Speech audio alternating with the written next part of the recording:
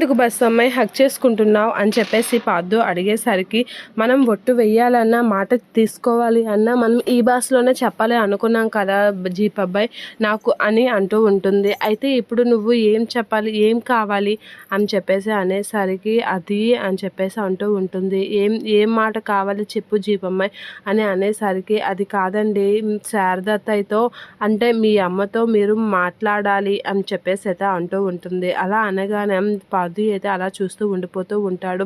మీరు శారదత్తయ్యతో మాట్లాడతానని నాకు మాట ఇవ్వండి అని చెప్పేసి అనేసరికి పాదు అయితే అలా చూస్తూ ఉంటాడు. ఏంటండి అలా చూస్తున్నారు, నాతో ఒట్టేసి చెప్పండి శారదత్తయ్యతో మాట్లాడతానని అని భాను అయితే అంటూ ఉంటుంది పాదుతో. అలా అనేసరికి పాదు అయితే ఏం మాట్లాడకుండా అలా చూస్తూ ఉంటాడు. హగ్ చేసుకోండి, నాకు మాట ఇవ్వండి అని చెప్పేసి అనేసరికి పాదు అయితే అలా చూస్తూ ఉంటాడు. మాట ఇవ్వాలా వద్దా అని అయితే సతమతం అవుతూ ఉంటాడు పాదు. ఇక భాను అయితే అలా చూస్తూ ఉంటుంది. ఏంటి మాట ఇవ్వడా అంటే వాళ్ళ అమ్మతో మాట్లాడడా అని చెప్పేసి అయితే అలా చూస్తూ ఉంటుంది. ఇక భాను అయితే కళ్ళు మూసుకొని మాట ఇవ్వండి జీప్ అబ్బాయి అని చెప్పేసి రిక్వెస్ట్ చేస్తూ ఉంటుంది. ఇక అలా చూస్తూ ఉంటుంది. పాదు అయితే టెన్షన్ పడుతూ ఉంటాడు.